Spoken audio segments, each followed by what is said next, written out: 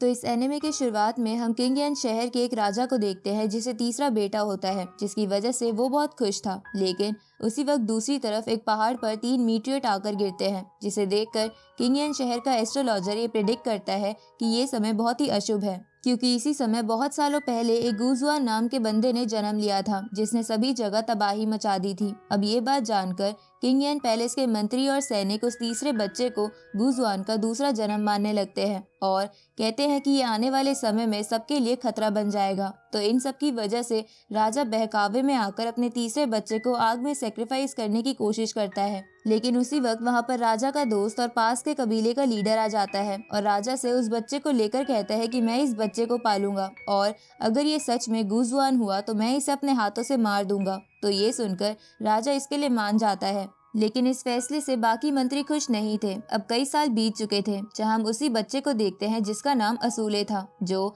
कबीले के लीडर की बेटी सुमा के साथ खेलने के सपने देख रहा था। लेकिन उसी वक्त उसकी आंख खुल जाती है क्योंकि पूरे कबीले में आग लग गई थी और सभी लोग इधर उधर भाग रहे थे। तो ये देखकर असूले सुमा को जगाता है। उसी वक्त वहाँ पर कबीले के लीडर की वाइफ आ जाती है और कहती है कि किंग यांग के सैनिक ने हम पर हमला कर दिया है। उसी वक्त वो लेडी असूले के हाथ पर एक लेपर्ड टेल बांधकर उसे कहती है कि अगर वो लोग तुम्हें मारने की कोशिश करे तो उन्हें ये दिखा देना। ये सुन के असूले उस लेडी जिसे वो मॉम कहता है उनसे पूछता है कि क्या ये सब मेरी वजह से हो रहा है, जिस पे वो लेडी कहती है कि नहीं, ये सब बड़ों की गलती है। उसी वक्त उनके टेंट के ऊपर कई सारे फायर एरोज गिरने लगते हैं। तो ये देखकर वो लेडी असूले और अपनी बेटी सुमा को लेकर वहाँ से भागने लगती है। तो ये देखकर कबीले के बाकी लोग भी उनके पीछे पीछे आने लगते हैं। लेकिन किंग यांग के सैनिक उनमें से कईयों को मार देते हैं, जिसकी वजह से वहाँ लाशें बिछ जाती हैं। जिन्हें देखकर असूले उस लेडी से पूछता है कि किंग यांग और हम तो एक फैमिली की तरह थे, तो ये लोग हम पर हमला क्यों कर रहे हैं। इस पे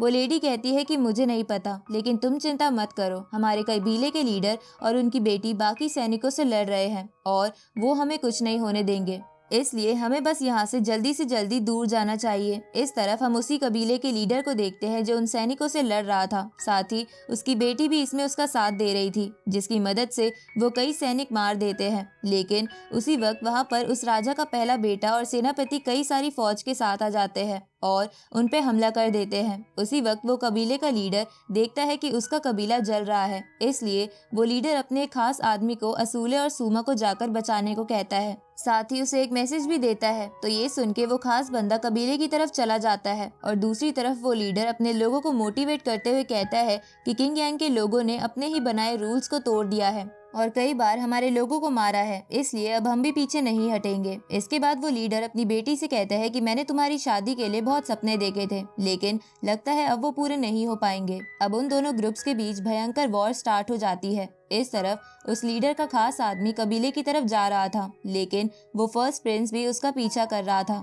जहां वो उस खास आदमी के साथ जा रहे कई सारे कबीले के लोगों को मार देता है। उसी वक्त दूर खड़ा राजा का दूसरा बेटा उस खास आदमी पर तीर चलाकर उसे नीचे गिरा देता है और अपने भाई के पास आकर कहता है कि देखा, मैंने उसे मार दिया। इस पे उसका भाई उसे शाबाशी देता है। तभी वहाँ एक सैनिक आकर उन दोनों को बताता है कि सेनापति ने ऑर्डर दिया है कि हमें असूले को जिंदा वापस लेकर जाना है, साथ ही हमें कबीले के जिंदा बचे हुए लोगों को भी बंदी बनाकर लेकर जाना है। ये सुनकर वो सेकंड प्रिंस फर्स्ट प्रिंस से पूछता है कि हम असूले को क्यों ढूंढ रहे हैं, जबकि सब तो उसे गुजुआन का रूप मानते हैं। इस पे फर्स्ट प्रिंस कहता है कि भूलो मत, वो भी हमारा भाई है। अब वो दोनों भाई असूले को ढूंढने निकल जाते हैं। इस तरफ हम उसी खास आदमी को देखते हैं जो अभी भी जिंदा था। दूसरी तरफ वो लेडी असूले और सुमा को छुपाते हुए कबीले से बाहर लेकर जा रही थी। तभी वो एक कबीले की औरत की आवाज सुनती है, जिसकी बेटी एक बड़ी सी लकड़ी के अंदर दब गई थी, इसलिए वो मदद मांग रही थी। तो ये देखकर वो तीनों उसकी मदद कर देते हैं। लेकिन उसी वक्त वो औरत असूले को ध्यान से देखकर उसका गला दबाते हुए कहती है कि ये सब तुम्हारी वजह से हो रहा है, क्योंकि तुम एक डिजास्टर बॉय हो। पर तभी असूले की मॉम उस औरत को असूले से दूर कर देती है और उसे लेकर वहाँ से भागने लगती है। लेकिन असूले को ये सब देखकर कुछ भी समझ नहीं आ रहा था। आगे वो तीनों एक जगह छुप जाते हैं। तभी वहाँ वो खास आदमी आ जाता है और उस लेडी से कहता है कि असूले को यहाँ से दूर ले जाओ। तो असूले उनसे पूछता है कि कबीले के लीडर और उनकी बेटी का क्या हुआ। इस पे वो बंदा कहता है कि वो अभी लड़ रहे हैं और मुझे नहीं लगता कि वो बच पाएंगे। ये सुन के सुमा रोने लगती है, क्योंकि वो लीडर की ही बेटी थी। तो वो खास आदमी सुमा से कहता है कि तुम्हें स्ट्रॉन्ग बनना होगा, यही तुम्हारे फादर की विश थी। उसी वक्त वहाँ किंग यांग का एक सैनिक उस आदमी के पेट में तलवार घुसा देता है और असूले को भी मारने लगता है, क्योंकि उसे नहीं पता था कि वो प्रिंस है। तो ये देखकर वो खास आदमी जो अभी भी नहीं मरा था उसे रोकने की कोशिश करता है, लेकिन वो सैनिक उस बंदे को बार बार चाकू मार के उसे जान से मार देता है। तभी असूले की मॉम भी एक रस्सी से उस सैनिक का गला दबाकर उसे मार देती है। अब वो तीनों थोड़ा और आगे बढ़ते हैं, जहां असूले की मॉम से आगे नहीं जाया जा रहा था, इसलिए वो वहीं रुककर असूले को आगे बढ़ने को कहती है। लेकिन उसी वक्त वहां कुछ और सैनिक आ जाते हैं जो असूले की मॉम के साथ गलत हरकत करने लगते हैं और असूले और सूमा को भी पीटने लगते हैं। तो असूले की मॉम हिम्मत करके उन्हें वो लेपर्ड टेल दिखाती है, जिसे देखकर वो सैनिक समझ जाते हैं कि असूले थर्ड प्रिंस है। लेकिन वो सैनिक इसी दौरान असूले की मॉम के अंदर भाले घुसा चुके थे, जिसकी वजह से उसकी मॉम मर जाती है और वो तेज तेज रोने लगता है। लेकिन तभी वहाँ बाकी दोनों प्रिंस आ जाते हैं और असूले, सूमा और बाकी कबीले के लोगों को बंदी बनाकर वापस लेकर जाने लगते हैं। जहाँ जाते हुए असूले बहुत ज्यादा दुखी था, क्योंकि उसे अपनी मॉम की याद आ रही थी। तभी वो देखता है कि किंग यांग के सैनिक उन बंदियों पर बहुत अत्याचार कर रहे हैं। आगे वो सब किंग यांग के राजा के पास पहुंच जाते हैं, जहां पहुंचकर फर्स्ट प्रिंस असूले को राजा के पास ले आता है। तो राजा असूले को गले मिलने को कहता है, लेकिन असूले ऐसा नहीं करता। तो राजा अपने सेनापति के पास जाकर इस काम के लिए उसे शाबाशी देकर कहता है कि ये सब तुम्हारी वजह से पॉसिबल हुआ है, क्योंकि तुमने मेरे दोनों बेटों को ट्रेन किया था, इसलिए मैं तुम्हें ये सारे गुलाम देता हूँ, साथ ही ग्रेट खान का टाइटल भी। ये सुन के वो सेनापति बहुत खुश हो जाता है और अपने सैनिकों से कहता है कि मैं ये सभी गुलाम तुम्हारे बीच बांट दूंगा। ये सुन के वो सैनिक भी खुश हो जाते हैं। इसके बाद वो सैनिक गरम गरम सरिये से गुलामों पर टैग लगाने लगते हैं। इधर राजा अपने फर्स्ट बेटे से कहता है कि तुमने भी इस मिशन में बहुत हेल्प करी है, इसलिए मैं तुम्हें इस कबीले की सबसे सुंदर 2 लड़कियां देता हूँ। ये सुनकर वहाँ खड़े सैनिक सूमा और उस लीडर की बेटी को सामने ले आते हैं, जो अभी भी जिंदा था। इधर असूले उन दोनों को देखकर उनके पास जाने की कोशिश करता है, लेकिन सैनिक उसे रोक देते हैं। दूसरी तरफ फर्स्ट प्रिंस लीडर की बेटी के पास आकर कहता है कि मैंने सुना है कि तुम्हें आज तक कोई भी बंदा पसंद नहीं आया है। ये सुन के वो लड़की उस पे थूक देती है, लेकिन वो फर्स्ट प्रिंस सूमा और उस लड़की की रस्सी खोलते हुए कहता है कि मुझे जंगली घोड़ी पर लगाम लगानी आती है। ये सुन के वहाँ खड़े सैनिक बोलने लगते हैं कि इस गुलाम और प्रिंस की जोड़ी बहुत अच्छी लग रही है। ये सुन के असूले चिल्लाकर कहता है कि वो कोई गुलाम नहीं है। तभी मौका पाके वो लीडर की बेटी फर्स्ट प्रिंस को मारने की कोशिश करती है, लेकिन वो इसमें कामयाब नहीं हो पाती। तो वो खुद की ही जान ले लेती है, क्योंकि वो ऐसे गुलाम बन के नहीं जीना चाहती थी। ये देखकर असूले दुखी हो जाता है और सूमा भी अपनी बहन के पास आके रोने लगती है। तो ये देखकर सैनिक सूमा को दूर खींचकर ले जाते हैं, लेकिन तभी सूमा के हाथ अपनी बहन की बांसुरी लग जाती है और वो फिर से अपनी बहन के पास जाने की कोशिश करती है। तो ये देखकर एक सैनिक उसका सर काटने की कोशिश करता है। इस तरफ असूले को एक विजन आता है, जिसमें वो देखता है कि एक दानव सूमा को खा रहा है। तो ये देखकर असूले तलवार लेकर उसकी तरफ बढ़ता है, जहां असलियत में हम देखते हैं कि असूले ने उस सैनिक की स्वॉर्ड रोक ली थी और सूमा को बचा लिया था। तो ये देखकर सेकंड प्रिंस अपनी स्वॉर्ड निकालते हुए असूले से कहता है कि तुम पीछे हट जाओ, क्योंकि ये गद्दार की बेटी है, इसलिए इसे मरना ही होगा। लेकिन उसी वक्त राजा सेकंड प्रिंस को ये कहते हुए रोक देता है कि असूले उसे बस बचाना चाहता है, तो इसमें कोई दिक्कत नहीं है। अब राजा और बाकी सैनिक वहां से चले जाते हैं, जहां असूले सूमा के पास आता है और उसे संभालने की कोशिश करती है, क्योंकि वो रो रही थी। तो पहले तो सूमा असूले को काटने की कोशिश करती है, क्योंकि ये सब उसी की वजह से हो रहा था, लेकिन फिर वो असूले को गले लगा लेती है, क्योंकि उसके अलावा अब उसका कोई नहीं था। आगे असूले राजा के पास आता है। तभी वहाँ एक सैनिक राजा के पास एक बॉक्स लेकर आता है, जिसके अंदर उसी कबीले के लीडर का सर था। तो उसे देखकर असूले राजा से कहता है कि आपने इन्हें क्यों मारा? आपकी वजह से मेरी मदर और मेरी बहन दोनों मर गए हैं। ये सुन के राजा असूले से कहता है कि वो लीडर एक गद्दार था, इसलिए उसका मरना जरूरी था। इस पे असूले राजा से बोलता है कि वो बहुत अच्छे इंसान थे, तो वो गद्दार कैसे हो सकते हैं? ये सुन के राजा कहता है कि अच्छे इंसान और एक गद्दार में फर्क होता है, जो तुम्हें भी समझना होगा, क्योंकि तुम किंग यांग के होने वाले राजा हो। इस पे असूले कहता है कि अगर उन्होंने कोई रूल तोड़ा भी होगा तो वो बस अपनी जमीन को बचा रहे होंगे। ये सुन के राजा उसे कहता है कि हम सिर्फ इतनी सी वजह के लिए किसी को नहीं मारते। उस लीडर ने बाकी कबीले वालों के साथ मिलकर हम पर अटैक करने का प्लान बना लिया था, इसलिए मुझे हमारे लोगों को बचाने के लिए उसे मारना पड़ा। ये सुन के असूले रोने लगता है तो राजा उससे कहता है कि बेटा यही लाइफ है, इसलिए तुम्हें इसे एक्सेप्ट करना होगा। ये सुन के असूले राजा से कहता है कि अगर मैं आपकी जगह होता तो मैं उन्हें कभी नहीं मारता। ये सुन के राजा असूले को उठाकर उसे एक ब्लू शार्क नाम की तलवार दिखाते हुए कहते हैं कि ये तलवार मुझे उसी लीडर ने दी थी, इसलिए तुम्हें अगर उसकी बेटी को बचाना है तो तुम्हें भी तलवार उठानी पड़ेगी, क्योंकि रोने धोने से कुछ नहीं होगा।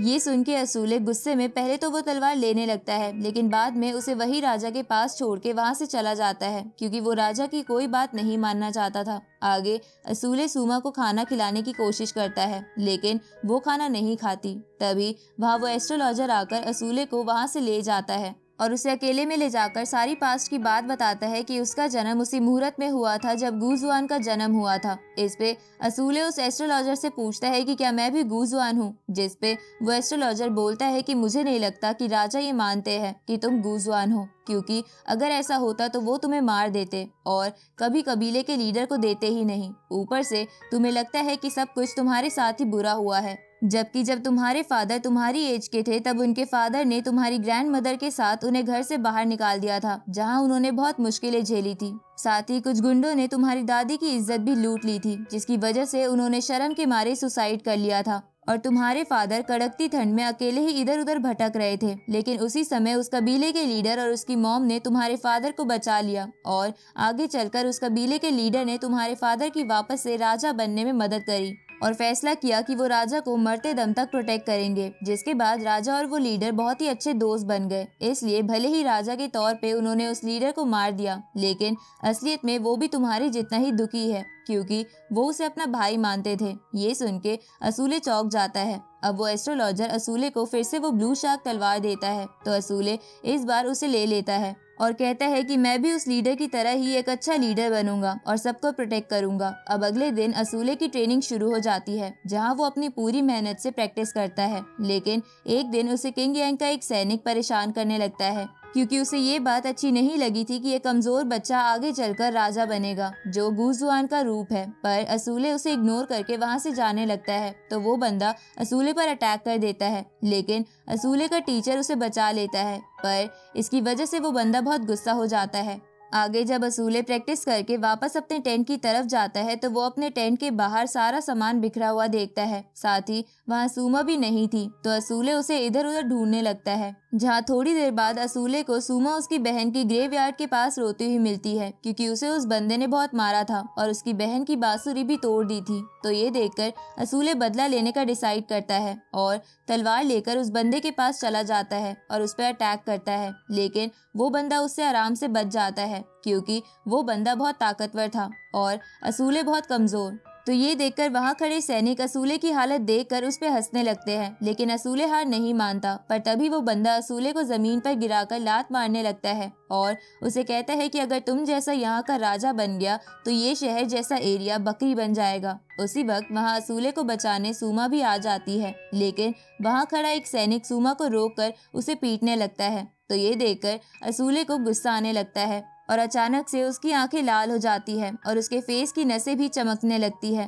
तभी असूले उस बंदे को पीछे गिरा देता है तो वो बंदा फिर से असूले पर काबू पाने की कोशिश करता है, लेकिन असूले अचानक से बहुत ताकतवर हो गया था और वो उस बंदे का गला दबाने लगता है। इस तरफ हम उस राजा को देखते हैं जिसे वो एस्ट्रोलॉजर समझाने की कोशिश करता है कि अपने दोस्त को मारना तुम्हारी सबसे बड़ी गलती थी, क्योंकि वो बस जस्टिस पाना चाहता था, क्योंकि उसे सच पता चल गया था। ये सुन के वो राजा एस्ट्रोलॉजर पर गुस्सा करने लगता है तो एस्ट्रोलॉजर राजा से कहता है कि तुम चाहो तो मुझे भी मार सकते हो, पर फिर तुम अकेले पड़ जाओगे।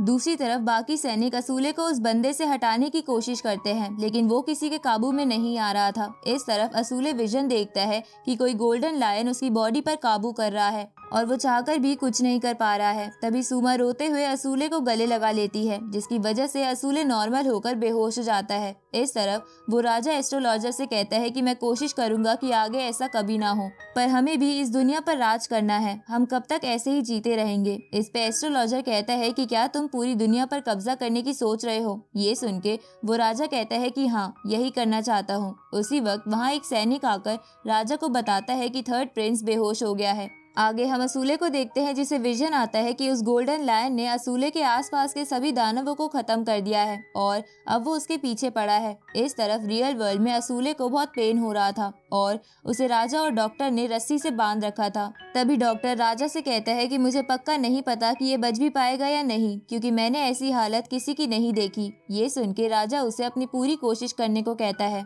आगे असूले के विजन से वो गोल्डन लायन गायब हो जाता है और असूले नॉर्मल होकर होश में आ जाता है, तो राजा उसे देखकर खुश हो जाता है। साथ ही सुमा भी उसे जिंदा देखकर खुशी के मारे रोने लगती है। अब राजा असूले से कहता है कि तुम्हें आराम की जरूरत है, इसलिए अब तुम कुछ दिनों तक प्रैक्टिस मत करना। पर असूले इसके लिए नहीं मानता, क्योंकि उसे ताकतवर बनना था। ये सुन के राजा असूले से कहता है कि तुम खुद को कमजोर मत मानो, तुम यहाँ के होने वाले राजा हो।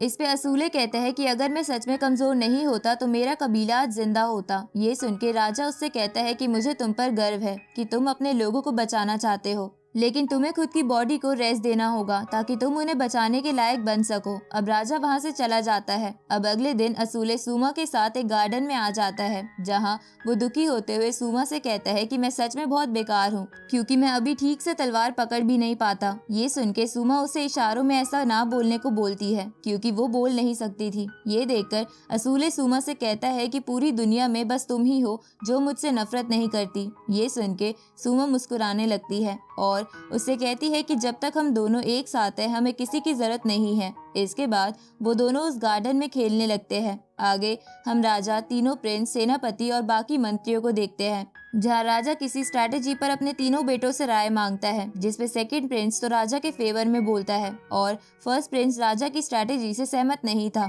लेकिन असूले तो कुछ बोल ही नहीं पाता, जिसकी वजह से सारी सभा उस पे हंसने लगती है, पर राजा उन सबको चुप करा देता है। जिसके बाद राजा उन सब से पूछता है कि मुझे तुम में से किसी को टैंग डायनेस्टी में भेजना है, तो बताओ तुम में से कौन वहां जाना चाहेगा। ये सुन के सेकेंड प्रिंस फर्स्ट प्रिंस का नाम सजेस्ट करने लगता है, क्योंकि वो एक जानलेवा मिशन था और उसमें किसी की भी जान जा सकती थी। इसलिए फर्स्ट प्रिंस भी कहता है कि मुझे यहाँ सबको प्रोटेक्ट करना है, इसलिए मैं वहाँ नहीं जा सकता। तो सेकंड असूले का नाम सजेस्ट करने लगता है, क्योंकि वो असूले को रास्ते से हटाकर अपना राजा बनने का सपना पूरा करना चाहता था। पर राजा ये जानता था, इसलिए वो सबसे कहता है कि अगर तुम में से कोई वहाँ नहीं जाना चाहता तो हम इस बात का फैसला बाद में करेंगे, इसलिए अभी के लिए ये मीटिंग खत्म हुई। आगे हम उस बंदे को देखते हैं जिसे असूले पर अटैक करने की वजह से राजा ने उस पे कई सारे कोड़े पड़वाए थे, जिसकी वजह से उसे बहुत दर्द हो रहा था। इसलिए वो अपने साथी यानी मंत्री और सेकंड प्रिंस से इस इंसल्ट का बदला लेने को कहता है। इस पे वो मंत्री कहते हैं कि हमें असूले को रास्ते से हटाना ही होगा,